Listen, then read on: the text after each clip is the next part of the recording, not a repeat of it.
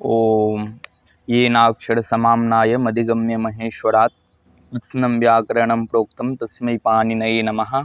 वाक्यकारं वररुचिं भाष्यकारं पतञ्जलिं पाणिनिं सूत्रकारं च प्रणतोऽस्मि मुनित्रयं नमस्कृत्य तदुक्तिः परिभाव्य च वैयाकरणसिद्धान्तकौमुदीयं विरच्यते। नमः सर्वेभ्यः। ओम श्री गुरुचरणाभ्यां नमः। नमः संस्कृताय। पिछले पार्ट में हम लोगों ने देखा था कि प्रथमा विभक्ति कैसे विधान होती है। उसमें हम लोग थोड़े कारक के विषय में चर्चा किए थे, फिर वाक्य के विषय में चर्चा किए थे और एक सूत्र पढ़े थे जिसका नाम था प्रातिपदिकार्थ लिंग परिमाण वचन मात्रे प्रथमा। प्रातिपदिकार्थ लिंग परिमाण वचन मात्रे प्रथमा, इस सूत्र में क्या था कि ये प्रथमा विभक्ति विधान करता था। और ये प्रथमा विभक्ति किस अर्थ में विधान करता था और कहाँ पे विधान होता था इस सूत्र से, वो भी हम लोगों ने देखा था। उसमें जैसे प्रातिपदिक अर्थ में, लिंग अर्थ में, परिमाण अर्थ में और वचन अर्थ में प्रथमा विभक्ति होती थी। उसमें भी प्रातिपदिकार्थ जो था उसमें बताए थे कि भाई जो अलिंगाह नियतलिंगाह भवेत, यानी कि जो लिंग नहीं है जिसकी, अर्थात जिसकी कोई लिंग विशिष्ट नहीं है, जिसका कोई लिंग नहीं है, अर्थात अव्यय पद, जैसे उच्चे ही, निच्चे ही, अधः, श्वः इत्यादि जो कुछ भी अव्यय पद हैं, ये क्या है, इसकी कोई लिंग विशिष्ट नहीं है। ना तो ये पुल्लिंग में प्रयोग होते हैं, ना ही ये स्त्रीलिंग में प्रयोग होते हैं और ना ही इसका प्रयोग नपुंसक लिंग में होता है। अर्थात इन सब का जो है कोई लिंग नहीं है, ये अलिंग है। और नियत लिंग क्या होता है, जिसका कोई निश्चित लिंग है। जैसे कि राम, राम हमेशा पुल्लिंग में ही प्रयोग होगा क्योंकि इसका विधान किया गया है। राम शब्द है तो ये केवल और केवल पुल्लिंग में ही प्रयोग होगा, इसका एक निश्चित लिंग है। उसके बाद देखे थे कि वहाँ पे कृष्ण है, श्री है, ज्ञानम है। कृष्ण जो नियत लिंग है उसका पुल्लिंग है, श्री जो है उसका नियत लिंग स्त्रीलिंग है और ज्ञानम जो शब्द है उसका नियत लिंग नपुंसक लिंग है। तो हम लोग ने पिछले पाठ में ये देखा था कि कैसे प्रातिपदिकार्थ लिंग परिमाण वचन मात्रे इस सूत्र में प्रथमा विभक्ति विधान होती है। नियत लिंग अर्थ में, अलिंग अर्थ में, अनिश्चित लिंग अर्थ में। अनिश्चित लिंग जो वहाँ पे अनियत लिंगा है वो लिंग मात्र का उदाहरण है। फिर थोड़ा परिमाण मात्र में देखे थे, वहाँ पे कुछ संशय था कि भाई परिमाण मात्र में किस में प्रथमा होगी, जो मापने योग्य वस्तु है उसमें होगी या जो मापी गई वस्तु है उसमें होगी। तो वहाँ पे फिर बताया कि परिच्छेद्य परिच्छेदक भाव है, अर्थात जिससे मापी जाती है उसमें भी प्रथमा विधान होगी और जिस वस्तु को मापी जाती है उसमें भी प्रथमा विधान होगी, जैसे द्रोणः व्रीहिः। ये वहाँ पे दो उदाहरण हम लोग देखे थे। उसके बाद फिर वचन मात्र में देखे थे कि वचन मात्र में भी प्रथमा विभक्ति होती है। तो शंका ये उत्पन्न हुआ कि वचन कहते किसको हैं, तो वचनम नाम संख्या। वचन का अर्थ होता है संख्या, यानी कि 1, 2, 3, 4 जो कुछ भी हम लोग अभी पढ़ते हैं या गणना करते हैं उसी को संख्या करते हैं, वही यहाँ पे संख्या है। तो वचन का अर्थ होता है संख्या। तो वहाँ पे फिर बताया कि एक और शंका हो गया कि एकः द्वौ बहवः, वहाँ जो उदाहरण दिए हैं वहाँ पे बताया कि एक शब्द का तो एकत्व का ग्रहण हो ही रहा है और एक जो शब्द है ये एक प्रकृति है और प्रकृति से ही अर्थ का ग्रहण होता है, यानी कि एकत्व का ग्रहण होता है। द्वि कहने से द्वित्व का ग्रहण हो जाता है। दो, कोई भी दो वस्तु है उसका द्वि कहने से ग्रहण हो जाता है, अर्थात प्रकृति से ही ज्ञान हो जाता है। तो फिर इसमें एकः द्वौ बहवः, इसमें प्रत्यय लगाने की क्या आवश्यकता है, प्रथमार्थ में सु औ जस ये प्रत्यय लगाने की कोई आवश्यकता ही नहीं है। तो बोले कि इहोक्तार्थत्वात् द्विविभक्तेः अप्राप्तो, बोले कि यदि यहाँ पे हम प्रत्यय नहीं लगाएंगे, वैसे तो पहले एक ये भी है कि अपदम न प्रयुंजित, यानी कि जो पद नहीं है उसका प्रयोग नहीं करना है, ठीक है, यानी कि जिसकी पद संज्ञा नहीं है उसका लोक व्यवहार में प्रयोग नहीं करना है। ये तो पहला समाधान है। दूसरा बताएं कि यदि इसमें प्रत्यय नहीं लगेगा तो पुनरुक्ति दोष हो जाएगा, इसलिए पुनरुक्ति दोष को निवारण के लिए यहाँ पे फिर से पुनः प्रत्यय ग्रहण किया गया है। तो इस प्रकार से हम लोग जो है कल प्रातिपदिकार्थ लिंग परिमाण वचन मात्रे प्रथमा इस सूत्र पर विस्तृत व्याख्या किए थे। और मुझे आशा है कि शायद आप लोगों को कहीं शंका नहीं होगी, क्योंकि अभी तक कोई वैसा मतलब मैसेज आया नहीं था, कमेंट, कि मुझे इसमें कोई शंका है। तो हालांकि आप लोगों की कोई शंका नहीं होगी। आज उससे जो अग्रिम सूत्र है कारक प्रकरण का, उस सूत्र पे हम लोग चर्चा करेंगे। सूत्र है संबोधने च। सूत्र क्या है, संबोधने च। कोई भी सूत्र होता है तो सबसे पहले सूत्र को तो विभाग करना चाहिए। जब तक हम विभाग नहीं करेंगे तब तक सूत्र का जो शब्द सा अर्थ है उस सूत्र का शाब्द बोध नहीं हो पाएगा। इसलिए उस सूत्र का यदि अर्थ ज्ञापित करना है तो सबसे पहले सूत्र को विभाग करना पड़ेगा। तो संबोधने च, इस सूत्र में मूल रूप से दो पद हैं। पहला पद है संबोधने, दूसरा पद है च। और इससे जो पूर्व सूत्र है यानी कि संबोधने च जो सूत्र है इसकी संख्या है दूसरे अध्याय का तीसरे पाद का ये 47वां नंबर सूत्र है। और प्रातिपदिकार्थ लिंग परिमाण वचन मात्रे प्रथमा ये जो सूत्र था ये दूसरे अध्याय का तीसरे पाद का 46वां नंबर सूत्र था। तो इस सूत्र से अर्थात प्रातिपदिकार्थ लिंग परिमाण वचन मात्रे प्रथमा, इस सूत्र से प्रथमा जो पद है उस पद की अनुवृत्ति यहाँ पे हो जाएगी। तो जब अनुवृत्ति होगी तो इस सूत्र में मूल रूप से 3 पद हो जाएगा। क्या क्या? संबोधने, दूसरा च और तीसरा प्रथमा। तो संबोधने ये जो पद है ये सप्तम्यंत पद है और च एक अव्यय पद है और प्रथमा ये प्रथमांत पद है। तो संबोधने सप्तम्यंत है तो क्या हो जाएगा? संबोधन में, च मतलब और, संबोधन में और प्रथमा, प्रथमा हो, अर्थात संबोधन अर्थ में प्रथमा हो। अब पहले तो ये जानना होगा कि संबोधन कहते किसको हैं, संबोधन का अर्थ क्या होता है। संबोधन तो ठीक है भाई, संबोधन हाँ ये तो पता है कि संबोधन, ये संबोधन प्रयोग करते हैं, लेकिन संबोधन होता क्या है? संबोधन का अर्थ होता है अभिमुखीकरणम, अभिमुखीकरणम नाम संबोधनम। अब ये अभिमुखीकरण क्या होता है? अब जैसे कोई व्यक्ति जा रहा है, ठीक है, मान लीजिए कि कहीं पे आप जा रहे हैं और आपका मित्र जा रहा है। आपका मित्र आगे चला गया और क्राउड बहुत ज़्यादा है अर्थात भीड़ बहुत ज़्यादा है। अब आप उसे पुकार रहे हैं कि श्याम श्याम। जब श्याम उसे पुकारते हैं तो ये उसका संबोधन हो रहा है। और जब वो सुनेगा इस शब्द का, यानी कि अपने नाम जो है वो नाम जब सुनेगा तो आपके तरफ देखेगा, वो जो है वहाँ पे अभिमुखी हो रहा है, यानी कि आपके तरफ उसका अभिमुख हो रहा है। तो ये अभिमुखीकरण क्या है? इसी को संबोधन कहते हैं। ये जो अभिमुखीकरण होता है ना उसी को हम लोग संबोधन कहते हैं। अभिमुखीकरणम नाम संबोधनम, यानी कि अभिमुखीकरण जो होता है उसी को हम संबोधन कहते हैं। तो बता रहे हैं कि संबोधन अर्थ में, अर्थात आप किसी का यदि संबोधन कर रहे हैं उस संबोधन अर्थ में प्रथमा विभक्ति विधान होगी। इस संबोधन अर्थ में क्या हो जाएगी?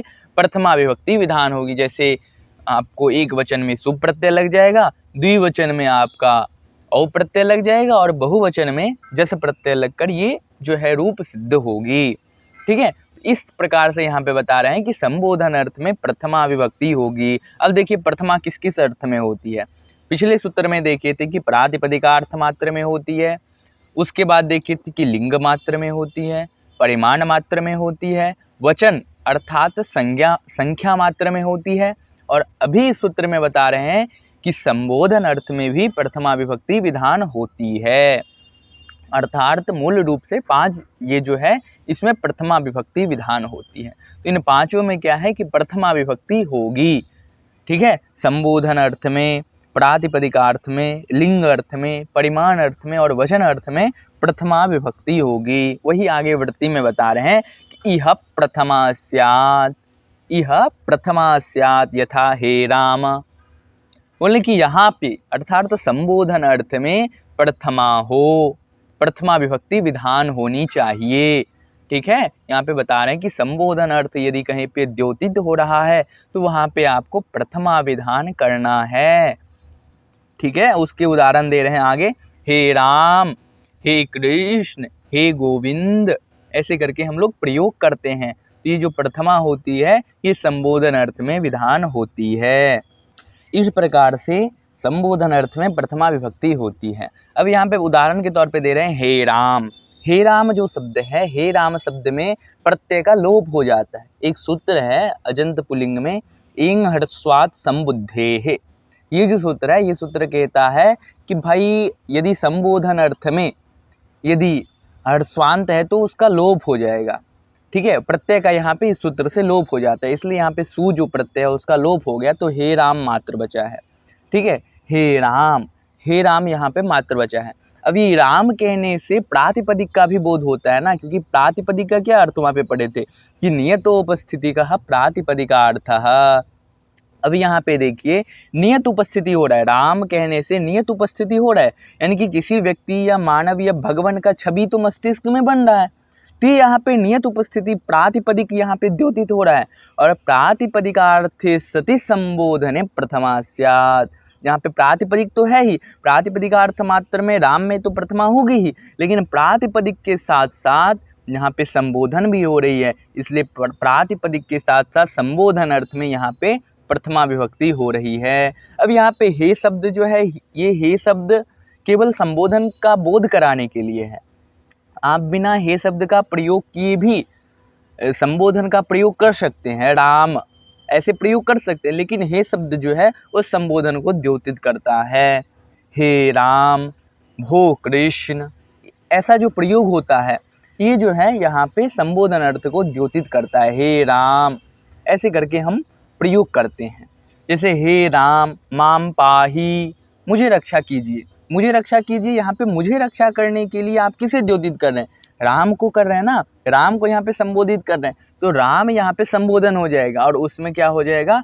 प्रथमा विभक्ति विधान हो जाएगी। इस प्रकार से ये संबोधने च जो सूत्र है, ये सूत्र विधान करता है कि संबोधन अर्थ में अर्थात प्रातिपदिकार्थे सति संबोधन अर्थे प्रथमा स्यात्। प्रातिपदिक तो होगा ही, क्योंकि किसी शब्द का आप उच्चारण करेंगे तो उसका तो नियत उपस्थिति हो ही जाएगा। यदि उस शब्द का आप उच्चारण कर रहे हैं तो उसका नियत उपस्थिति होगा, और नियत उपस्थिति होने के साथ साथ अभिमुखीकरण भी हो रहा है। यदि नियत उपस्थिति के साथ साथ अभिमुखीकरण भी हो रहा है अर्थात संबोधन भी हो रहा है, तो वहाँ पे आप प्रथमा विभक्ति विधान कर सकते हैं। ये संबोधने च सूत्र कहता है। ठीक है, इस सूत्र का बस मूल अर्थ यही है।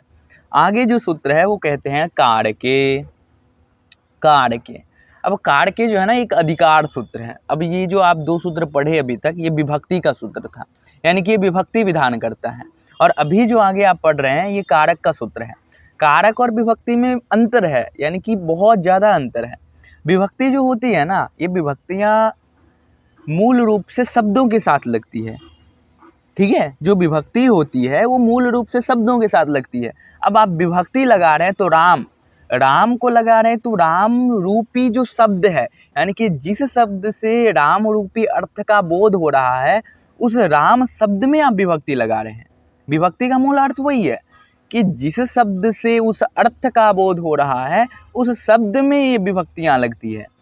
ठीक है, विभक्ति जो है वो शब्द के साथ होती है, और जो कारक होते हैं वो अर्थ के साथ द्योतित होते हैं।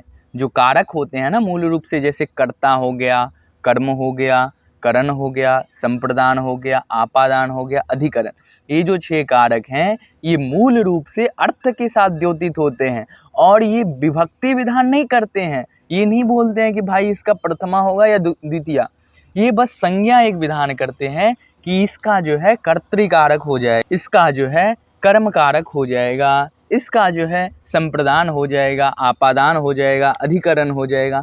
ये मूल रूप से ये द्योतित करते हैं। ये विभक्तियां नहीं विधान करते हैं कि अरे कर्म है तो इसका केवल द्वितीया ही होगा, ऐसा कहीं पे निश्चित नहीं है।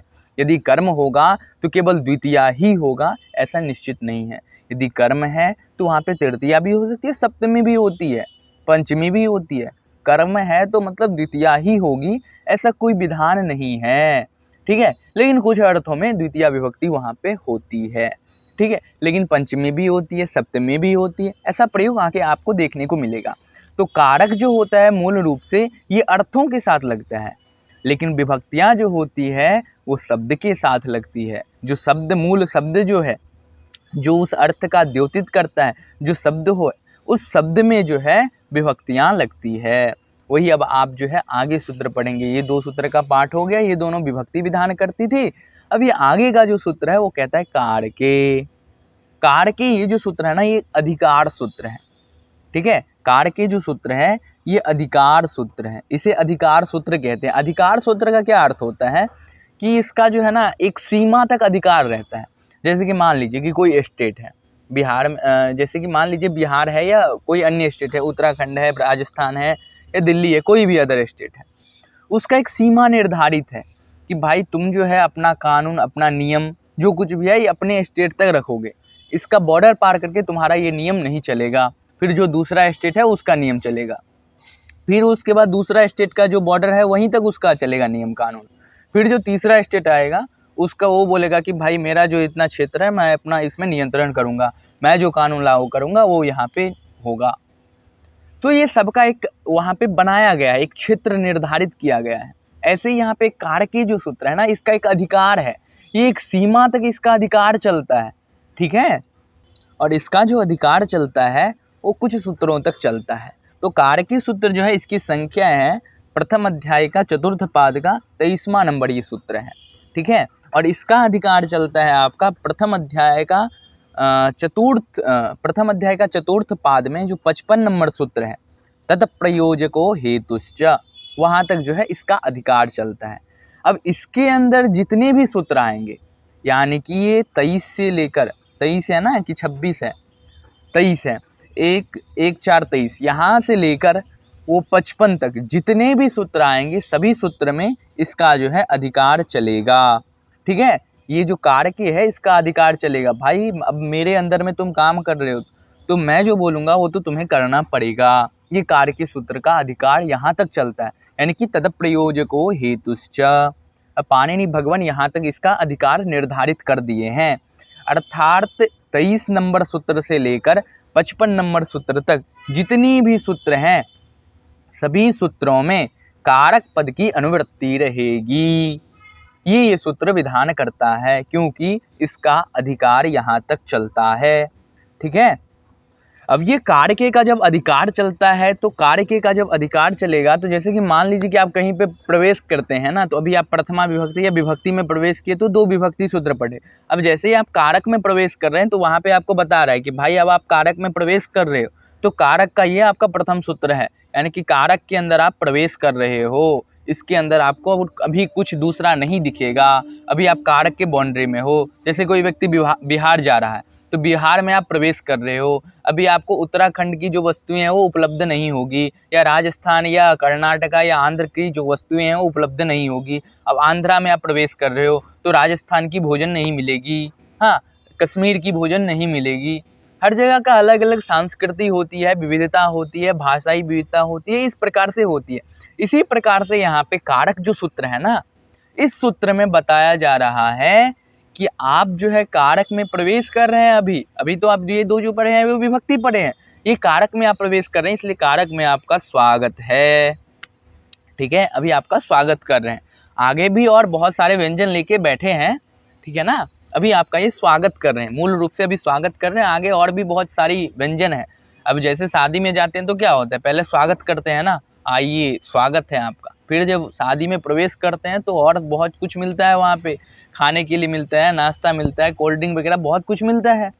तो इस प्रकार से अभी आपका बस स्वागत हुआ है, अब आगे और बहुत कुछ मिलेगा, तो देखते हैं आगे क्या क्या मिलता है। तो ये कारक जो है ये मूल रूप से अधिकार सूत्र है। अब कारक क्या होता है, कारक तो पहले ही पाठ में पढ़ लिए थे कि करोति इति कारकम, करोति इति कारकम, करोति इति कारकम, करोति इति कारकम, ये जो शब्द है ना, इस यहाँ पे कारक जो शब्द निष्पन्न होता है वो मूल रूप से क्री धातु, क्री करण अर्थ में होता है कि डुक्रीय, ठीक है, डुक्रीय धातु है, ठीक है, उस अर्थ में क्री धातु से मूल प्रत्यय लगता है। करने अर्थ में क्री धातु का अर्थ होता है करने, करने अर्थ में नुबूल प्रत्यय लगता है जिससे बनता है कारक। कारक शब्द इस रूप से बनता है, क्री धातु नुबूल प्रत्यय से कारक रूप की निष्पत्ति होती है, ठीक है। अब यहाँ पे जब इसका उपलभ्य है, यानी कि यहाँ पे जब इसका व्युत्पत्ति लभ्य है, व्युत्पत्ति जब हम लोगों ने देखा कारक का कि करोति इति कारकम, जब करोति इति कारकम रूप से अर्थ ज्ञापित होता है तो इसका अर्थ ये होता है कि करने वाला, यानी कि जिसके द्वारा काम किया जाता है, करने वाला। अब यहाँ पे आकांक्षा अर्थात शंका ये उत्पन्न होती है कि क्या करने वाला, किम करोति अयम कारकम। जब ये शंका उत्पन्न होता है तो यहाँ पे बताते हैं क्रियाम निर्वर्तयति इति कारकम, क्रियाम निर्वर्तयति इति कारकम, जो क्रिया की निवृत्ति करता है, यानी कि क्रिया को जो संपन्न करता है, जो क्रिया को संपन्न करता है उसे हम कारक कहते हैं। तो क्रिया को जो संपन्न करता है उसे मूल रूप से कारक कहा जाता है, उसे कारक की संज्ञा दी जाती है। वो कारक जो है 6 प्रकार का होता है, कर्ता, कर्म, करण, संप्रदान, आपादान, अधिकरण। इस रूप से 6 प्रकार की मूल रूप से कारक होती है। तो इसमें से किसी एक की संज्ञा दी जाएगी यदि वो क्रिया को संपन्न करता है। क्रिया संपन्न कब होगा? क्रिया अधूरा है। जैसे पठामि, पठामि कः पठति, पठामि इति क्रियापदेन कस्य संयोगः भवति नाम अहम पठामि। पठति, पठति एवं क्रियापदम, अस्य क्रियापदस्य कः कर्ता, कर्ता कः, यानी कि ये जो पठति क्रिया है इस क्रिया का कर्ता कौन है, कौन पढ़ रहा है भाई। तो जब ये ऐसा प्रसंग आता है जो क्रिया को संपन्न करता है, जो क्रिया को सिद्ध करता है, उसे यम कारक कहते हैं। कहा पठति, बालकः पठति, तो बालक यहाँ पे क्या हो जाता है, कर्ता हो जाता है। और ये कर्ता क्या है, एक कारक है। तो कारक मतलब जो क्रिया की निवृत्ति करे, क्रिया को जो संपन्न करे, उसी को हम कारक कहते हैं। क्रियाम निर्वर्तयति इति कारकम। अब ये कारक सूत्र का अधिकार है, तो यहाँ से जो है आपका अधिकार चलेगा तथा प्रयोजको हेतुश्च। और ये मूल रूप से जो सूत्र है ये आपका अधिकार सूत्र है। सूत्र जो है ना वो 6 प्रकार का होता है, जो आप लोगों को पता ही होगा। सूत्र मूल रूप से 6 प्रकार का होता है। सूत्र जो है ना वो 6 प्रकार का होता है। वहाँ पे है संज्ञा सूत्र, परिभाषा सूत्र, विधि सूत्र, नियम सूत्र, अतिदेश सूत्र, अधिकार सूत्र। हाँ, तो ये सूत्र का लक्षण होता है। वहाँ पे है एक श्लोक, क्या है कि संज्ञा च परिभाषा च विधिर्नियम एव च अतिदेशोधिकारश्च षड्विधम सूत्र लक्षणम। अर्थात संज्ञा सूत्र होती है, परिभाषा सूत्र होती है, विधि सूत्र होती है, नियम सूत्र होती है, अतिदेश होता है और अधिकार सूत्र होता है। इस प्रकार से सूत्र जो है वो 6 प्रकार की होती है। तो ये कारके जो सूत्र है ये आपका अधिकार सूत्र है। ये जो है ना आपका अधिकार बताता है कि भाई ये इसका अधिकार है, इसका जो है एक सीमा निर्धारित है, इसका एक क्राइटेरिया निर्धारित है कि इतना से इतना तक इसका अधिकार है, जो कि हम जो है आपको बता दिए कि तद प्रयोजको हेतुश्च। यहाँ तक जो है ये कारक के जो सूत्र है इसका अधिकार जाएगा। इस सूत्र में और कुछ विशेष बात नहीं है, मूल रूप से ये अधिकार सूत्र है, ये आपको जानना चाहिए।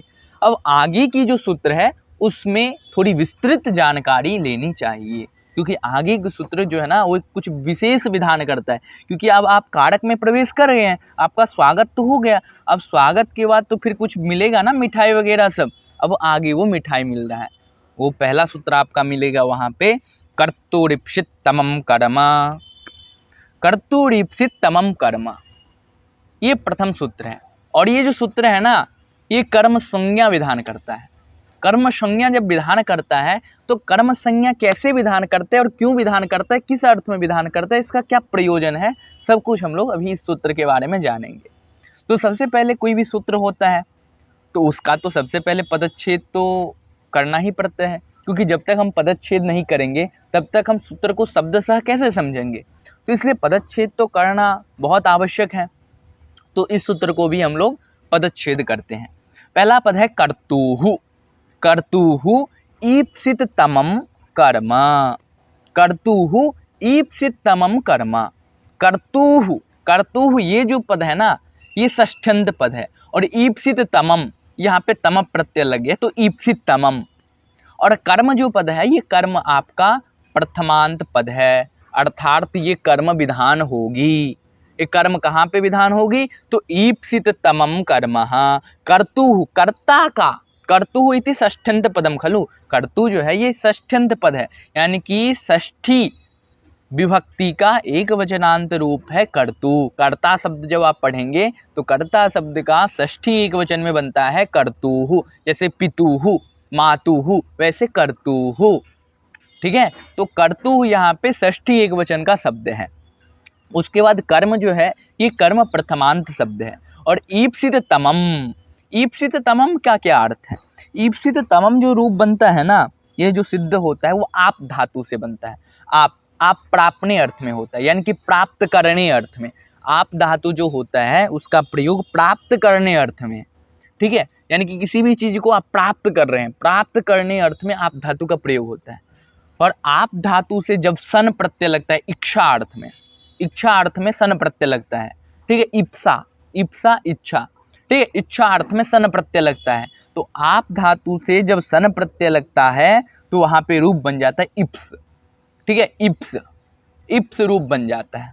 फिर जब इप्स रूप से त प्रत्यय लगता है तो ईप्सित रूप बनता है, यानी कि आप किसी को चाहते हैं, यानी कि इच्छा है, आपको उसकी पाने की इच्छा है, लालसा है, हाँ, तृष्णा है, तैहा है, तो ये जो है इसे हम इच्छा कहते हैं, इप्सित, इप्सा, ठीक है, इसी को इप्सित कहते हैं। जब तप प्रत्यय लग जाता है तो इप्सित बनता है। फिर जब वहां पे हम तमप प्रत्यय लगाते हैं तो अत्यधिक इच्छा, तमप का अर्थ होता है और अत्यधिक चाहना, और अत्यधिक अर्थ में तमप प्रत्यय लगता है। एक तो तप प्रत्यय लग गया, ठीक है, ईप्सित हो गया, ये सामान्य है, आप उसे चाहते हैं या चाहने की इच्छा है। लेकिन जब तमप प्रत्यय लगता है तो तमप प्रत्यय और अत्यधिक इच्छा में लग जाता है, यानी कि आप और अत्यधिक उस वस्तु को चाहने की इच्छा है आपको, जो है यानी कि उस वस्तु को चाहने की सबसे अत्यधिक इच्छा है, तो तब वहां पे तमप प्रत्यय लगता है, यानी कि अधिक अर्थ में, अधिक अर्थ में तमप प्रत्यय लगता है। तो यहाँ पे तमप प्रत्यय जब लग गया तो ईप्सित तम रूप बन जाता है। तो ईप्सित तमम, कर्तुः ईप्सित तमम, कर्ता का जो ईप्सित तम है, ठीक है ना, कर्ता का जो ईप्सित तम है उसका कर्म संज्ञा होगा, ठीक है, कर्ता का जो ईप्सित तम है उसका कर्म संज्ञा होगा। अब कर्ता का जो ईप्सित तम है उसका आप कर्म संज्ञा करेंगे तो कर्तुः, ये यहाँ पे षष्ठ्यंत पद है, ईप्सित तमम आप धातु से निष्पन्न ये पद है यहाँ पे, ईप्सित तमम अर्थात कर्ता का जो ईप्सित है, ईप्सित तमम, जो ईप्सित है उसका कर्म संज्ञा करो, जो ईप्सित है उसका कर्म संज्ञा करो। अब कर्ता क्या होती है पहले तो ये जान लेते हैं ना, कर्ता होती क्या है, क्रियाम संपादयति, जो क्रिया को संपादित करता है, क्रिया जनकत्वम, ये जो क्रिया का जनक है उसी को हम कर्ता कहते हैं। बहुत सारे लक्षण है कर्ता का, कर्ता का अनेक आपको लक्षण मिल जाएगा, ठीक है, तो उसे हम कर्ता कहते हैं। तो कर्ता यानी कि जो काम करने वाला है उसी को मूल रूप से कर्ता कहा जाता है, जो क्रिया को संपादित करता है उसी को कर्ता कहते हैं। अब कर्ता कोई भी हो सकता है, जिसकी विवक्षा हो रही है उसे आप कर्ता बना सकते हैं, क्रिया के द्वारा जिसकी विवक्षा हो रही है, जिसे उक्त किया जाता है उसे हम कर्ता कह सकते हैं, ठीक है ना। ये उक्त और अनुक्त की जो बात है आप अग्रिम सूत्र में पढ़ेंगे, कर्मणि द्वितीया। अब यहाँ पे ये मूल रूप से देखते हैं, ये सूत्र कहता है कि कर्ता के द्वारा जिसको सबसे अधिक चाहा जा रहा है, यानी कि जिसको सबसे अधिक चाहने की इच्छा है, इप्सा है, लालसा है, तृष्णा है, उस पद में, उस शब्द में क्या हो जाएगी, उस अर्थ में क्या हो जाएगी, कर्म संज्ञा हो जाएगी। अब यहाँ पे देखिए ये कर्म संज्ञा जो होती है ना, अर्थात कारक जो विधान होता है वो अर्थ में विधान होता है, और विभक्तियां जो विधान होती है वो शब्द में विधान होती है। तो यहाँ पे देखिए ये जो कर्म विधान हो रहा है ये कर्म एक कारक है, और ये कारक जो विधान हो रहा है ये अर्थ में विधान हो रहा है, यानी कि कर्ता जो है वो क्रिया के द्वारा जिसको सबसे अधिक चाह रहा है, जिसको चाहने की इच्छा हो रही है, उसमें क्या हो जाएगा, कर्म संज्ञा हो जाएगा। अब ये चाहने की इच्छा, ये चाहने वाला जो अर्थ जिसमें द्योतित हो रहा है उसको यहाँ पे कर्म संज्ञा विधान कर रहे हैं, ठीक है ना। कर्ता के द्वारा जिसको सबसे अधिक चाहा जा रहा है उसमें क्या हो जाएगी, कर्म संज्ञा हो जाएगी। वही ये सूत्र मूल रूप से कहता है कि कर्तुः ईप्सित तमम नाम एकम भवति ईप्सित, एक होता है ईप्सित और एक होता है ईप्सित तम। ईप्सित और ईप्सित तम में दोनों में भेद है। ईप्सित का अर्थ होता है सामान्य रूप से चाहना, और ईप्सित तम जो है ना इसका अर्थ होता है अत्यधिक चाहना, चाहने की इच्छा बहुत प्रबल है, अत्यधिक आप चाह रहे हैं। तो जब अत्यधिक चाह की इच्छा हो जाती है किसी वस्तु की तो वहां पे ईप्सित तम वो कहलाता है, और ईप्सित तम अर्थ में क्या हो जाती है, वहां पे कर्म संज्ञा विधान हो जाती है, ठीक है। तो वहां पे क्या हो जाएगी, कर्म संज्ञा विधान हो जाएगी। लेकिन ऐसा यदि वहां पे परिस्थिति है तो ही कर्म संज्ञा विधान होगी, कर्ता होनी चाहिए। और ईप्सित तम, कर्ता का ईप्सित नहीं, एक होता है ईप्सित सामान्य रूप से आप चाहते हैं, और एक होता है ईप्सित तम, एक होता है ईप्सित तम, होता है ना कि आप किसी को चाहते हैं और किसी को अत्यधिक चाहते हैं। एक होता है चाहना और एक होता है अत्यधिक चाहना। तो जब अत्यधिक चाहने की इच्छा द्योतित होगी तो वहाँ पे कर्म संज्ञा विधान होगी। ये सूत्र यही कहता है कि कर्ता होनी चाहिए और कर्ता अपनी क्रिया के द्वारा जिसको सबसे अधिक चाह रहा है, जिसको सबसे अधिक चाह रहा है, उस पद में, उस अर्थ में वहाँ पे कर्म संज्ञा विधान होगी। ये सूत्र का मूलार्थ है। अब आगे वृत्ति में देखते हैं कि क्या शंका उत्पन्न होती है और कहाँ पे इसका प्रयोग करेंगे, इसका क्या उदाहरण है। बता रहे हैं, कर्तुः क्रियया आप तुम इष्टतमं कारकम कर्म संज्ञम स्यात्। कर्तुः कर्ता का क्रिया के द्वारा, कर्ता अपनी क्रिया के द्वारा आप तुम, आप धातु से है ना, प्राप्त करने की, आप धातु यहाँ पे प्राप्त अर्थ में है, तो आप तुम इष्टतमं कारकम कर्म संज्ञम स्यात्, अर्थात कर्ता अपनी क्रिया के द्वारा प्राप्त की जाने वाली वस्तु, आप तुम इष्टतमम, वो भी प्राप्त की जाने वाली वस्तु कैसी होनी चाहिए, अत्यधिक चाह, उस वस्तु में कर्ता की अत्यधिक चाह, अत्यधिक इच्छा, अत्यधिक लिप्सा होनी चाहिए। तब उस वस्तु में क्या हो जाएगी, इष्टतमम कारकम, वो जो वस्तु है उस वस्तु के कारकम कर्म संज्ञम स्यात्, उस वस्तु में कारक सती, कारक होते हुए कर्म संज्ञा हो जाएगी। उस वस्तु में क्या हो जाएगी, कारक के साथ साथ कर्म संज्ञा विधान हो जाएगी। इसलिए यहाँ पे क्या बता रहे हैं कि कर्ता अपनी क्रिया के द्वारा जिस वस्तु को सबसे अधिक चाहता है, जिस वस्तु को सबसे अधिक चाहता है, उस वस्तु में कर्म संज्ञा विधान हो जाएगी। ये मूलार्थ यही है। अब आगे एक शंका उत्पन्न होती है, आगे एक शंका यहाँ पे बता रहे हैं। तो शंका जो है बहुत भयानक शंका है, ठीक है ना। ये शंका जो होती है, व्याकरण में जब शंका उत्पन्न होती है तभी पढ़ने में मजा आता है। जब तक मन में शंका ना हो, जब तक मन में प्रश्न ना हो, तब तक पढ़ने में उतना आनंद कहाँ। व्याकरण का अर्थ है कि पहला तो आपको जो फैक्ट है, यानी कि जो तात्विक ज्ञान है, जो मूल बोध है, वो तो होनी ही चाहिए, ठीक है ना। मूल रूप से तात्विक ज्ञान तो होनी चाहिए, जो तत्व है अर्थात जो फैक्ट है वो तो जाननी ही चाहिए व्याकरण में। लेकिन तत्व के साथ साथ आपको आलोचनात्मक ज्ञान की भी आवश्यकता पड़ती है व्याकरण में। ऐसा नहीं है कि केवल आप ये व्याख्या सुन लिए, पढ़ लिए, हो गया, तब तो है ना व्याकरण आप ज़्यादा से ज़्यादा दिन तक नहीं टिक पाएगा। 1 से 2 हफ्ता, 2 हफ्ता बहुत ज़्यादा हो गया, एक हफ्ता के अंदर आप जो है ये भूल जाएंगे। इसलिए ये जो पढ़ते हैं प्रत्येक सूत्र, मैं ये नहीं कहता हूँ कि याद करो, मैं ये नहीं कहता हूँ कि स्मरण करो सूत्र को, सूत्र को समझो, सूत्र पे टिप्पणी करो, आलोचना करो, तब वो सूत्र का अर्थ खुद द्योतित होगा। जब तक उस सूत्र पे आलोचना नहीं करेंगे, जब तक उस सूत्र पे टिप्पणी नहीं करेंगे, तब तक उस सूत्र का अर्थ द्योतित नहीं होगा। वही अब आगे एक आलोचना कर रहे हैं कि कर्तुः किम, बता रहे हैं कि सूत्र में जो है ये कर्तुः पद की क्या आवश्यकता है। कर्तुः किम सूत्र में लिखा है ना, कर्तुरीप्सित तमम कर्म, तो अब बता रहे हैं कि भाई कर्तुरीप्सित तमम कर्म, सूत्र में कर्तुः पद की क्या आवश्यकता होती है, कर्तुः कहने की क्या आवश्यकता है। जब ऐसा कोई प्रश्न करता है, जब ऐसा कोई आलोचना करता है, तो ये कहते हैं कि भाई ठीक है कि आवश्यकता है तो सूत्र में से उस पद को हटा दो। और किसी भी चीज का महत्व तब पता चलता है जब वह नहीं रहता है। किसी भी वस्तु, कोई भी ऐसी वस्तु हो, उस वस्तु का महत्व आपको तब पता चलेगा जब वो आपके पास नहीं हो, ठीक है ना।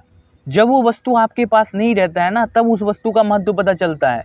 अरे आज मैं इस वस्तु को खो दिया, यदि रहता तो कुछ और हो सकता था। छोटी सी छोटी वस्तु और बड़ी सी बड़ी वस्तु, जीवन में उसका बहुत महत्व होता है, ये हमेशा याद रखिएगा। तो यहाँ पे बता रहे कि कर्तुः किम, तो कर्तुः किम तो भाई ठीक है, कर्तु को हटा दो। जब आपको इसका महत्व पता ही नहीं है तो हटा दो, ऐसे ही सूत्र का अर्थ तब ज्ञापित करो।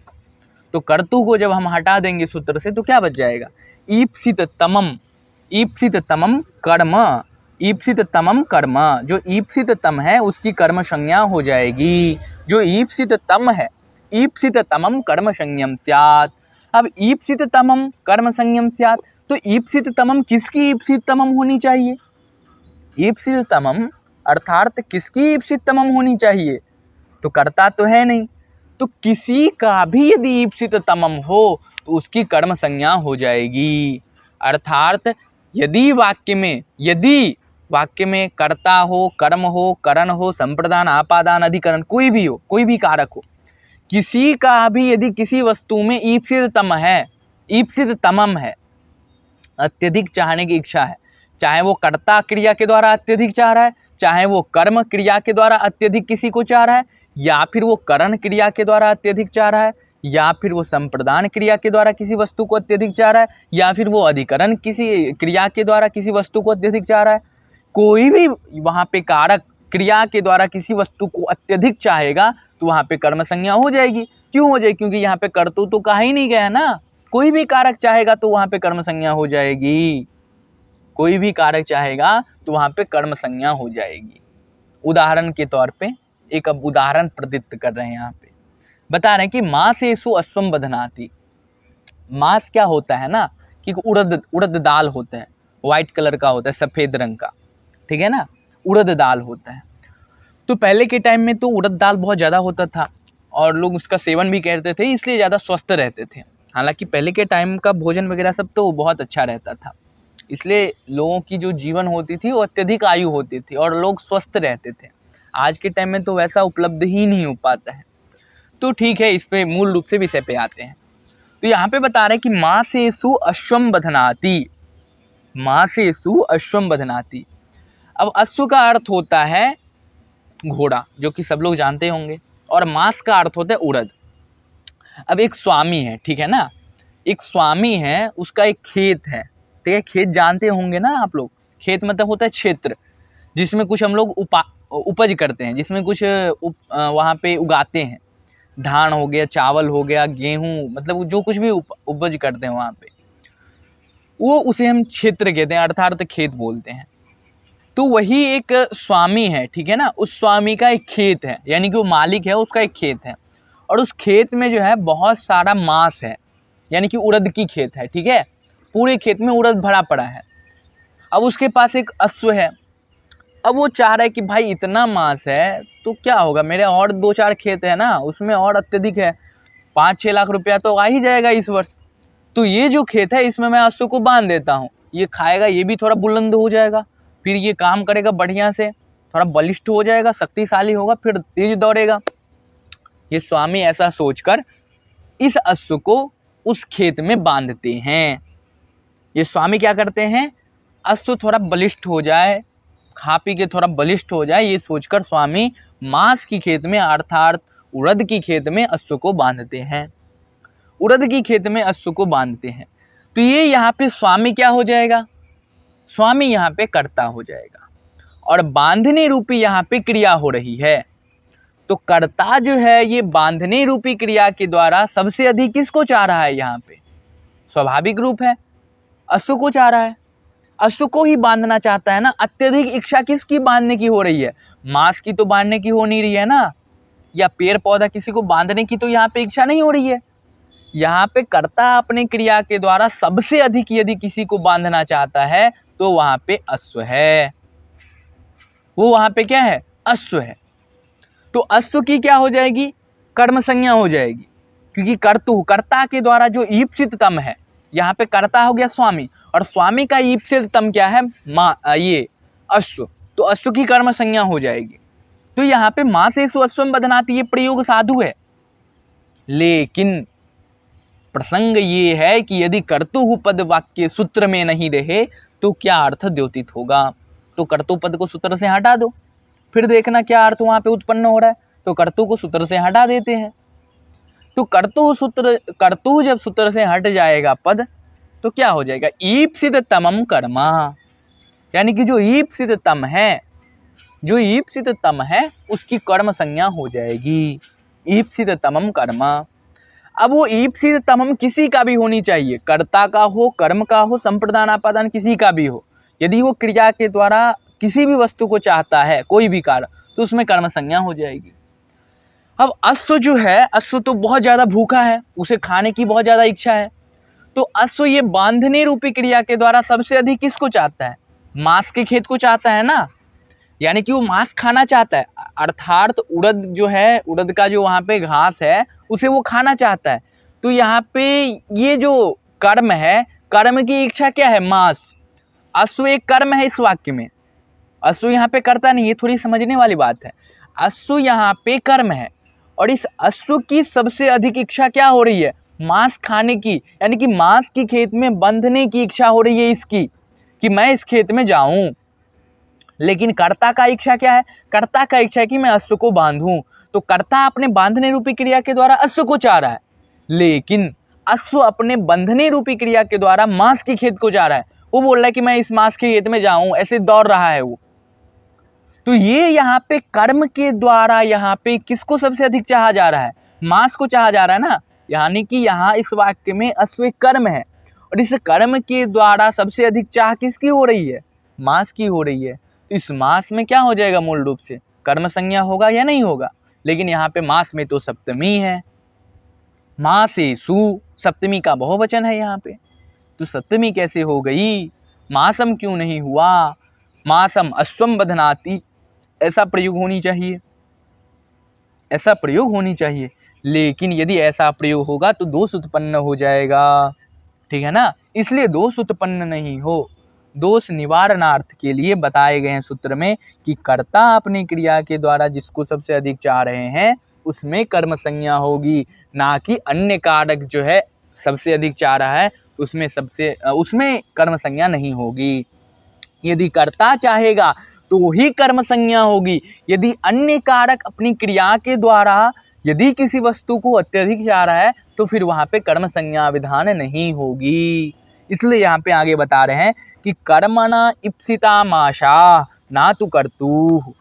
अब यहाँ पे बता रहे हैं कि कर्म जो है, कर्म की इप्सिततम है मास, जो कि हम आपको अभी बताए हैं। कर्मणा इप्सिता माशाह ना तु कर्तुः, कर्ता का इप्सिततम मास नहीं है। कर्ता अपने बांधने रूपी क्रिया के द्वारा सबसे अधिक चाह रहा है अश्व को, तो कर्ता जो है, कर्ता के द्वारा अश्व की कर्म संज्ञा हो जाएगी। लेकिन यदि कर्तुः पद सूत्र में नहीं रहेगा तो अश्व जो है वो अश्व कर्म है, तो कर्मणा इप्सिता माशा। अब कर्म की जो इप्सिततम है, कर्म जिसको इप्सित चाहता है, कर्म जिसको सबसे अधिक चाहता है वो उसका मास है। तो कर्मणा इप्सिता माशा ना तु कर्तु, ठीक है ना। कर्तु वहां पे मास को नहीं चाहता है, कर्तु मास में वहां पे वो नहीं चाहता है कि मास को मैं बांधूं, कर्तु तो चाहता है वहां पे अश्व को मैं मास में बांध दूं। लेकिन वो जो अश्व है उसकी इच्छा क्या हो रही है? उसकी इच्छा हो रही है कि मैं इस खेत में बंध जाऊं, मांस की खेत में बंध जाऊं। तो कर्म अपनी क्रिया के द्वारा, बंधने रूपी क्रिया के द्वारा चाह रहा है यहाँ पे मांस को। तो यदि सूत्र में कर्तु पद नहीं रहता तो मास में भी कर्म संज्ञा हो जाती। अतः मास में कर्म संज्ञा ना हो इसलिए सूत्र में कर्तु पद दिया है कि भाई यदि कर्तु कारक यानी कि कर्तृकारक अपनी क्रिया के द्वारा जिसको सबसे अधिक चाहेगा उसमें ही कर्म संज्ञा होगी। अगर अन्य कारक अपनी क्रिया के द्वारा चाह रहा है तो वहां पे कर्म संज्ञा नहीं होगी, वहां पे निषेध हो जाएगा, ठीक है। अब आगे बताते हैं, आगे और एक शंका लेके आते हैं। यहां तक तो हो गया कर्मणा इप्सिता माशा ना तो कर्तु, ठीक है। अब आगे एक और शंका लेके आते हैं, तमप ग्रहणम किम। फिर एक नवीन आलोचना लेके आते हैं कि तमप ग्रहणम किम, अर्थात तमप ग्रहण करने की क्या आवश्यकता हो गई प्रभु जी। कर्तु ईप्सितम कर्म, ऐसा बोलना चाहिए आपको। ईप्सित तमम, ये क्या बात हुई? कर्ता की सबसे अत्यधिक इच्छा है उसी में कर्म संज्ञा होगी और ईप्सित जो है उसमें कर्म संज्ञा नहीं होगी। तो तमप ग्रहणम किम, तो तमप ग्रहणम किम, तो भाई जो ये बोल रहा है ना किम, ठीक है, सूत्र से हटा दो तमप को, क्योंकि हम पहले ही बता दिए हैं किसी भी चीज का महत्व तब पता चलता है जब वो आपके पास नहीं हो, जब वो नहीं रहता है। किसी भी वस्तु का महत्व तभी पता चलता है जब वो नहीं रहता है। तो ठीक है, तमप जो है आप पूछ रहे हो ना किम, तमप का अर्थ आपको नहीं पता है तो हटा दो उसको, फिर देखो क्या अर्थ द्योतित होता है। तो तमप ग्रहणम किम, हटाओ तमप को और देखो फिर क्या खेल यहाँ पे होता है। तो तमप को हटा दिया जाए यहाँ से तो क्या हो जाएगा? कर्तु ईप्सितम कर्म, यानी कि कर्ता अपनी क्रिया के द्वारा जिसको चाहता है उसकी कर्म संज्ञा होगी। यानी कि जिसको चाहते हैं और जिसको अत्यधिक चाहते हैं, दोनों में यहाँ पे कोई फर्क ही नहीं रहा। यानी कि कर्ता है वो अपनी क्रिया के द्वारा किसी को थोड़ा कम चाहता है, किसी को थोड़ा ज्यादा चाहता है। तो यदि क्रिया हो रही है तो दोनों की कर्म संज्ञा हो जाएगी यहाँ पे। यदि तमप नहीं रहता, यदि तमप रहता तो फिर जिसको सबसे अधिक चाहता है उसकी कर्म संज्ञा होती।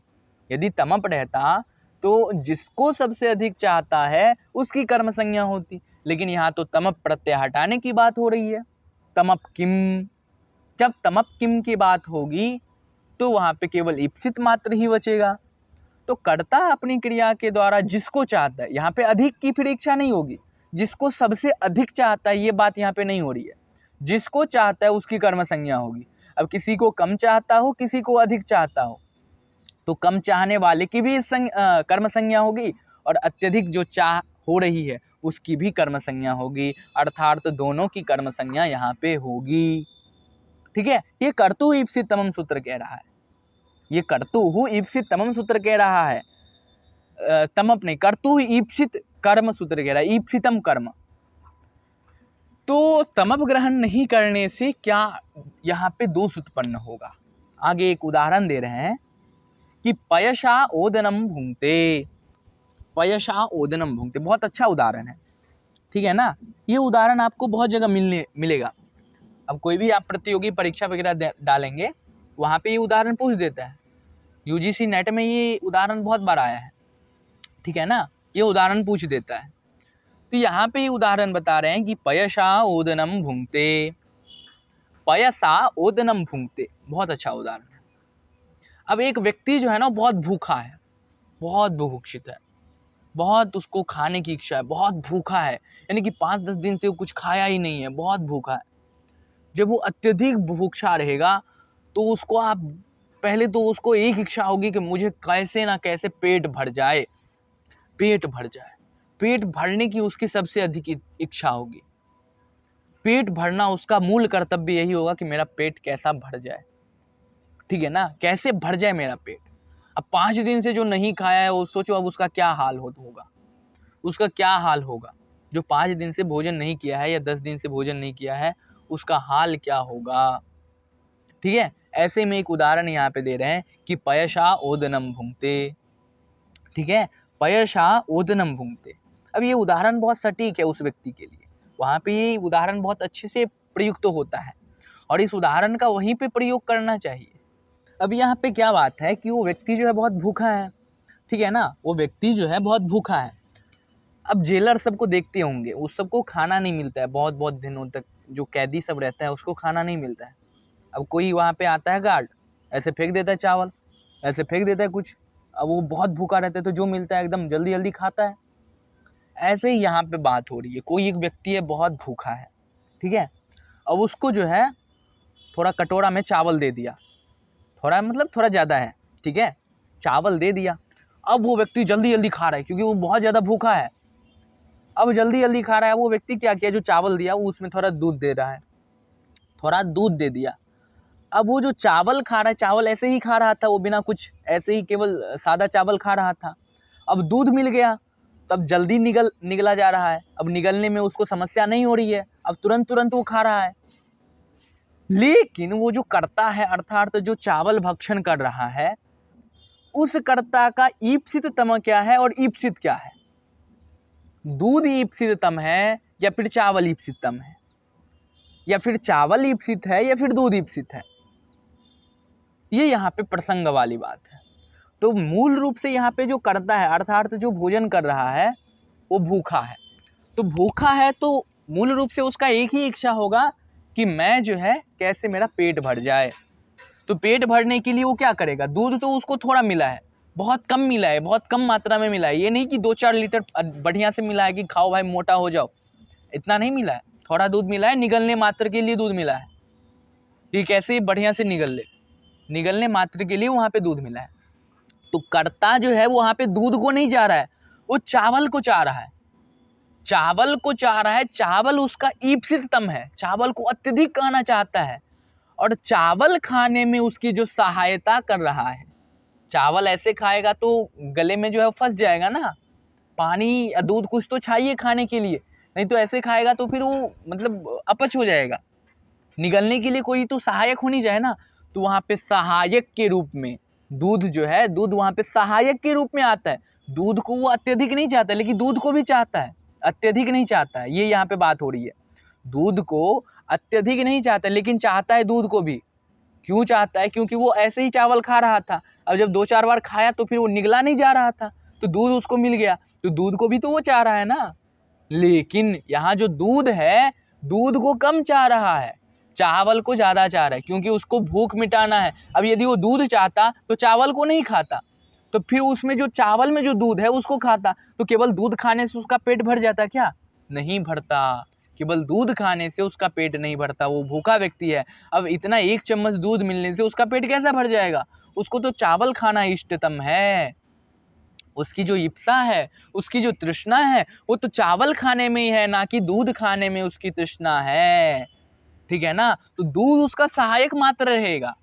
दूध ईप्सित है, लेकिन चावल जो है वो ईप्सिततम है। चावल को अत्यधिक चाहता है, लेकिन दूध को कम चाहता है।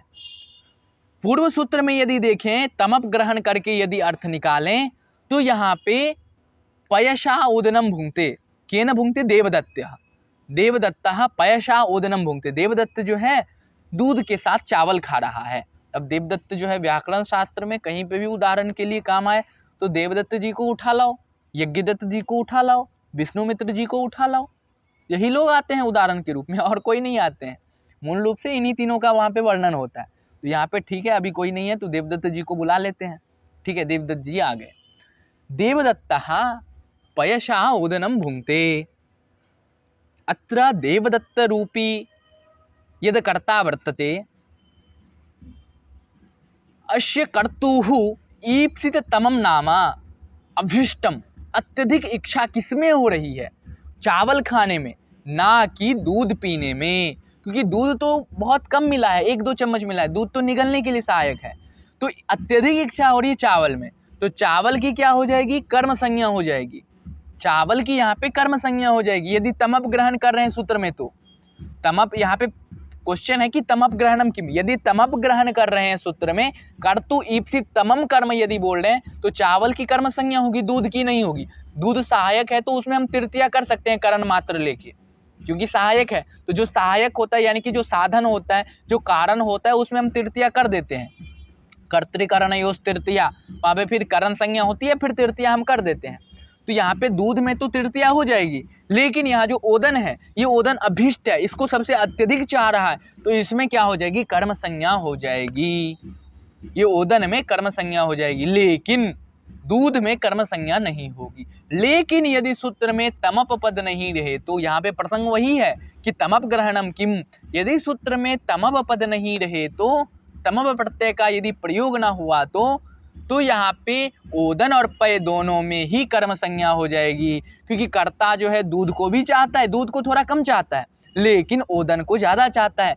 तो चाहने की इच्छा जिस जिस में हो रही है, सब में कर्म संज्ञा हो जाएगी। चाहे कम चाहने की इच्छा हो रही हो, चाहे ज्यादा चाहने की इच्छा हो रही हो। कम यदि चाह रहा है तो वहां पे भी कर्म संज्ञा होगी, यदि ज्यादा चाह रहा है तो वहां पे भी कर्म संज्ञा विधान हो जाएगी। ठीक है, तो इस प्रकार से यदि चाहने की इच्छा हो रही है, कम चाहने की इच्छा हो या ज्यादा चाहने की इच्छा हो, तो वहां पे कर्म संज्ञा विहित हो जाएगी। इसलिए यदि यहाँ पे सूत्र में तमप पद नहीं रहता तो क्या होता? दूध में भी कर्म संज्ञा हो जाती और ओदन में भी कर्म संज्ञा हो जाती। तो क्या होता रूप क्या होता?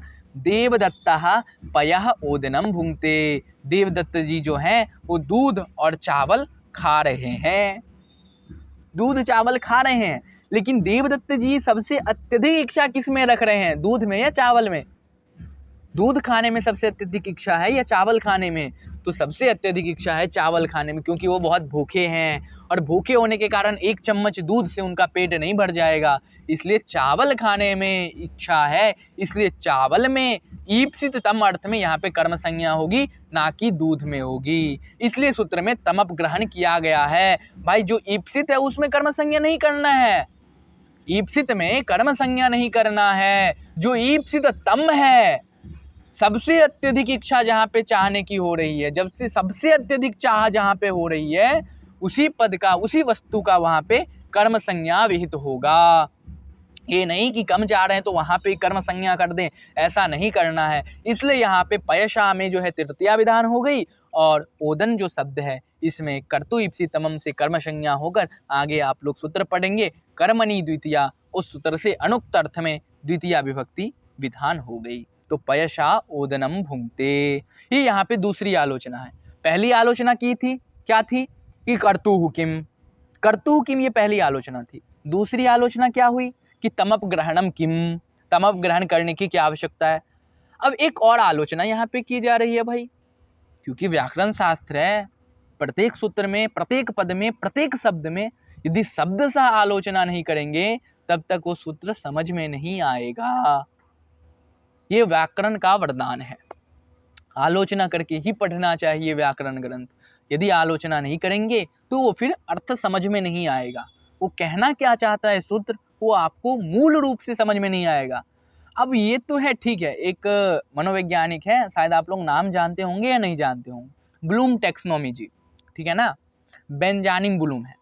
वो कहते हैं कि ये जो ज्ञानात्मक पक्ष है, साइकोलॉजी है, वो साइकोलॉजिस्ट हैं, वो कहते हैं कि ज्ञान जो है ना उसका 6 स्तर बताते हैं। वो वैसे तो मूल रूप से 3 अवस्था बताते हैं, ज्ञानात्मक, क्रियात्मक, मनोगत्यात्मक। उसमें ज्ञानात्मक जो है प्रक्रिया, उसमें वो 6 स्तर बताते हैं।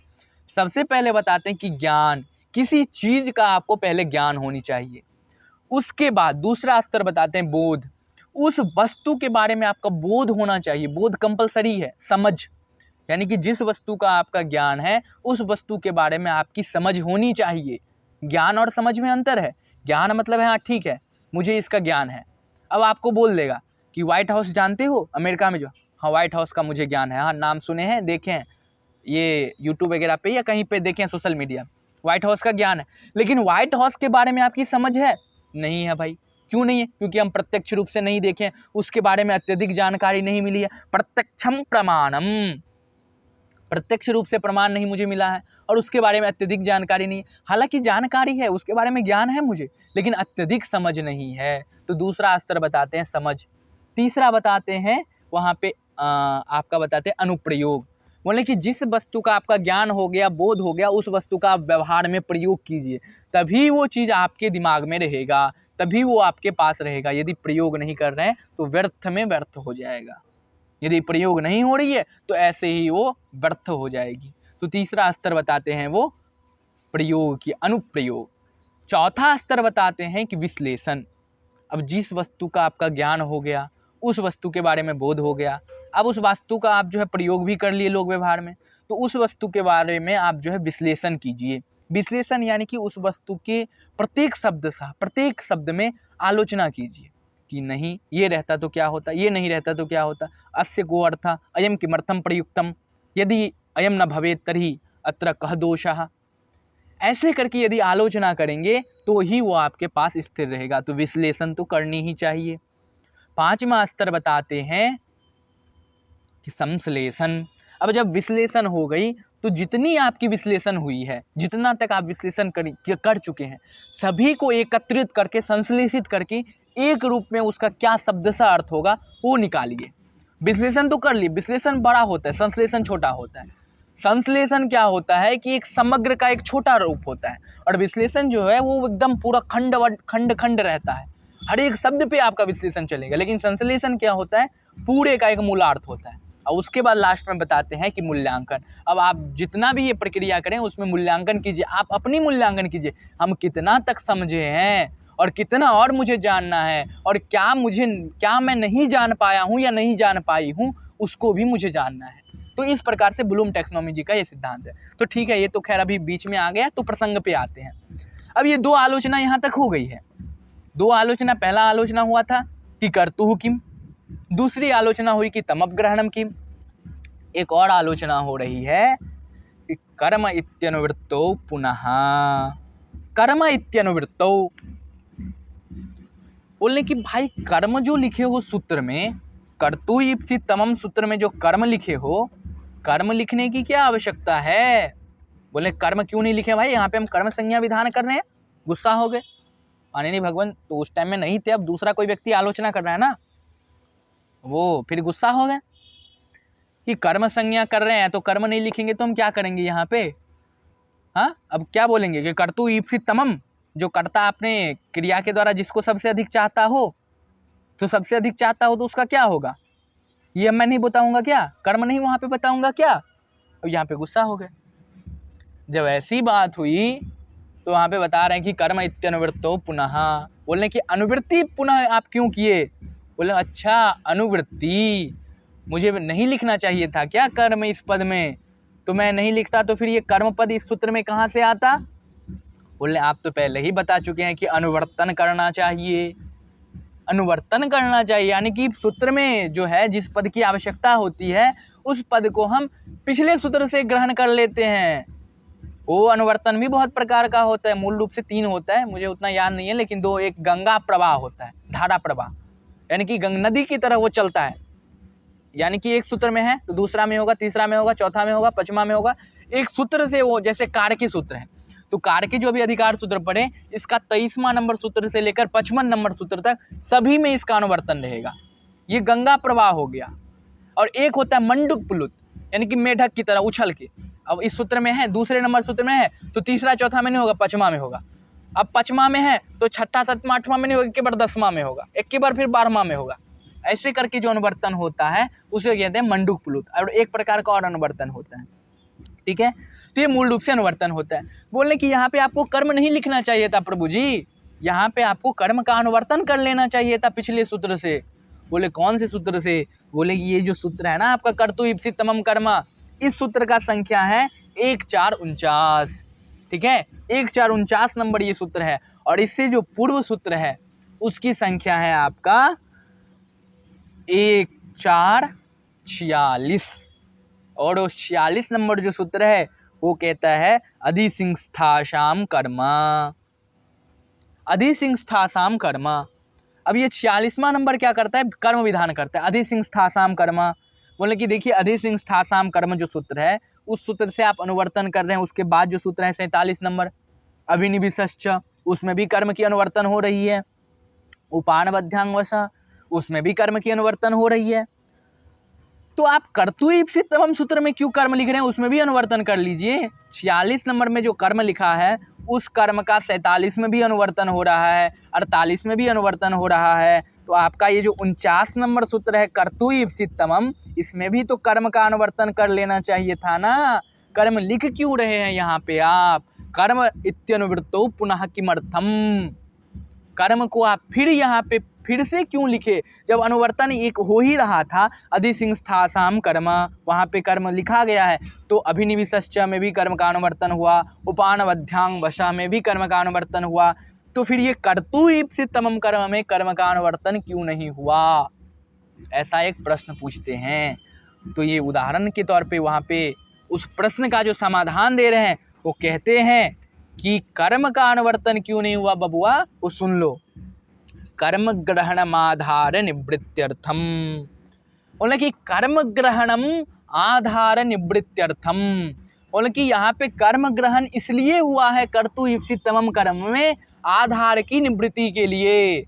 यदि मैं अधिसिंस्थासाम कर्म सूत्र से कर्म पद का अनुवर्तन कर लेता तो आधार का भी अनुवर्तन हो जाता, क्योंकि उदाहरण के तौर पे आप देख लो अधिसिंस्थासाम कर्म में कर्म जो हो रही है वो अधि उपसर्ग पूर्वक सिंस्था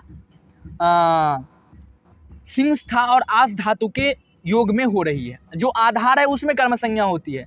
अधिसेते, अध्यास्ते, अधितिष्ठति, विष्णु वैकुंठम अधितिष्ठति, वैकुंठम नाम वैकुंठे नाधितिष्ठति, बालकः विद्यालये अधितिष्ठति अयं प्रयोगः असमीचीनम्, प्रयोगोऽयम् असमीचीनम्।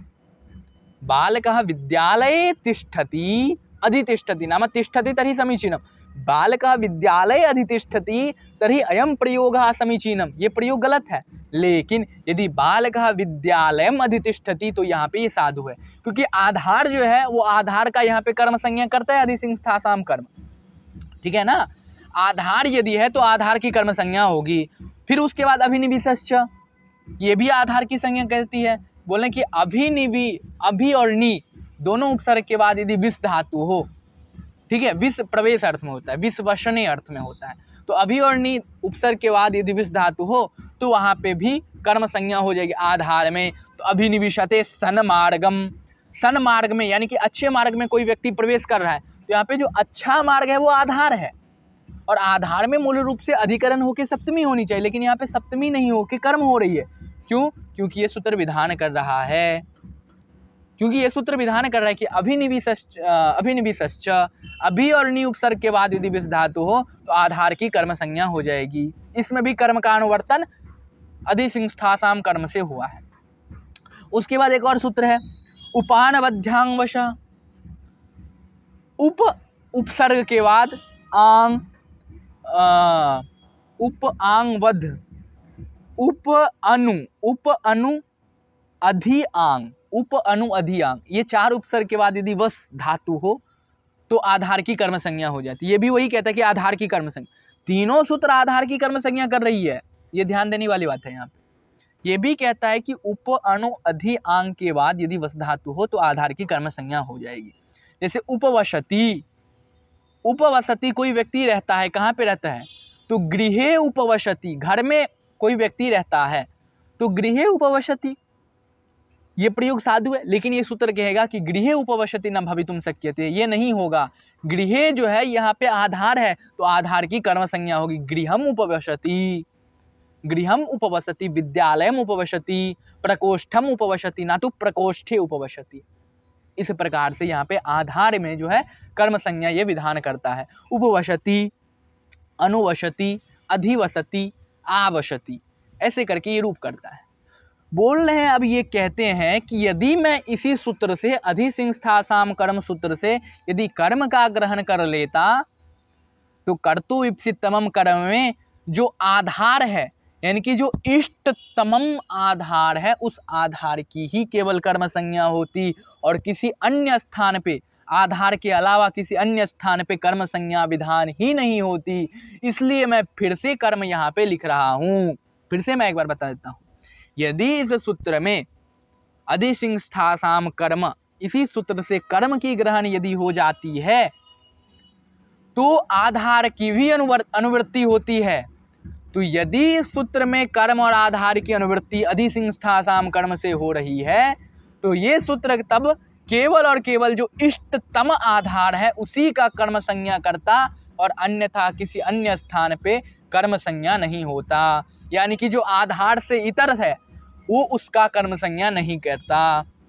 किसका करता? तो कर्ता अपनी क्रिया के द्वारा जो उसका सबसे इष्टतम आधार है उस आधार का ही कर्म संज्ञा होगा। तब ये केवल जो इष्टतम आधार है उसी का कर्म संज्ञा करता। इसलिए आधार की कर्म संज्ञा ना हो, आधार की कर्म संज्ञा ना हो, आधार निवृत्त्यर्थम, आधार की निवृत्ति के लिए, आधार को निषेध करने के लिए मैं फिर से इस सूत्र में कर्म लिख रहा हूँ। ऐसे करके वो बता रहे हैं कि कर्म ग्रहणम अत्र आधार निवृत्त्यर्थम, आधार की निवृत्ति के लिए यहाँ पे कर्म लिखा गया है। ठीक है ना? यदि मैं उसी सूत्र से कर्म ग्रहण कर लेता तो आधार का भी ग्रहण हो जाता। इसलिए आधार का ग्रहण नहीं हो, इसलिए मैं यहाँ पे कर्म पुनः ग्रहण करता हूँ और आधार की निवृत्ति के लिए करता हूँ। अन्यथा गेहम प्रविशति इत्यत्रैव स्यात्, अन्यथा गेहम प्रविशति, कोई व्यक्ति घर में प्रवेश करता है तो प्रवेश करने रूपी क्रिया के द्वारा उस कर्ता का इष्टतम क्या है? घर है। तो अब केवल घर जो आधार है उसी में यहाँ पे कर्म संज्ञा होता। अन्यथा यदि ऐसा प्रयोग होता, यदि मैं अधिसिंस्थासाम कर्म से कर्म का अनुवर्तन कर लेता तो क्या दोष होता? अन्यथा गेहम प्रविशति इत्यत्रैव स्यात्, केवल यही रूप होता, केवल आधार का ही कर्म संज्ञा हो पाता और दूसरी जगह कर्म संज्ञा हो ही नहीं पाता। इसलिए अन्य जगह पे भी कर्म संज्ञा हो आधार को छोड़कर, इसलिए मैं फिर से कर्म यहाँ पे लिखा हूँ। ठीक है ना? कर्म ग्रहणमत्र आधार निवृत्त्यर्थम अन्यथा गेहम प्रविशति इत्यत्रैव स्यात्, अन्यथा यदि कर्म ग्रहण नहीं करता मैं तो ये जो गृहम प्रविशति इसी जगह पर केवल होता, यानी कि आधार में ही केवल होगा। इत्यत्रैव स्यात्, यहीं पर ही केवल होगा और दूसरी जगह पे होगा ही नहीं। इसलिए सभी जगह कर्म की अनुवर्तन हो, कर्म ग्रहण हो, इसलिए मैं इस सूत्र में कर्म को पुनः ग्रहण करता हूँ। ठीक है? तो ये जो सूत्र है आपका कर्तु विप्सितमम कर्म, इसमें मूल रूप से हम लोग 2-3 आलोचना देखे हैं। पहला देखे थे कर्तुः किम, दूसरा देखे तमपग्रहणम किम, और तीसरा देखे कि कर्म इत्यनुवर्तो पुनः। और पहले पढ़े थे संबोधने च, उसके बाद पढ़े कार्य के। हालांकि ये जो पाठ है आज की, ये बहुत लंबी चली गई है, तो कोई बात नहीं। यदि आप लोगों को टाइम मिले इस पाठ को एक बार में, हो सके तो एक बार में, 2 बार 3 बार करके पूर्ण पाठ को अवश्य देख लें। आशा करता हूँ ये पाठ जो है आप लोगों को अच्छी से समझ में आ गया होगा। और यदि कहीं पे कोई दिक्कत हो, कोई समस्या हो, कोई परेशानी हो, कोई प्रश्न हो, तो आप लोगों से विनम्र निवेदन है कि आप लोग कमेंट के माध्यम से प्रश्न कर सकते हैं। तब तक के लिए धन्यवाद। फिर अग्रिम पाठ में अग्रिम सूत्र को लेकर उपस्थित होंगे। तब तक के लिए बहुत बहुत धन्यवाद। यदि आप लोग चैनल पे नए हैं तो चैनल को सब्सक्राइब कर लें और शेयर लाइक थोड़ा कर दें, क्योंकि ये जो है आपके मित्र लोग जानेंगे तो वो भी थोड़ा ज्ञान अर्जित कर सके। इसलिए तब तक के लिए बहुत बहुत धन्यवाद। आप लोग अभी तक कक्षा में जुड़े रहें, इसके लिए बहुत बहुत धन्यवाद।